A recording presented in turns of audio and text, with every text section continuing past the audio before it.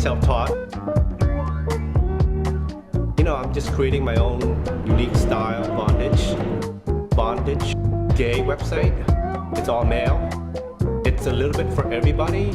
Experienced players, first timers, skinhead, leather, tattoo, piercing types, boy next door. So I'm very, very excited about it. You have no idea. It's like a kid in a candy store. That's what it's like for me. The main theme is everybody's getting tied up, whether they like it or not.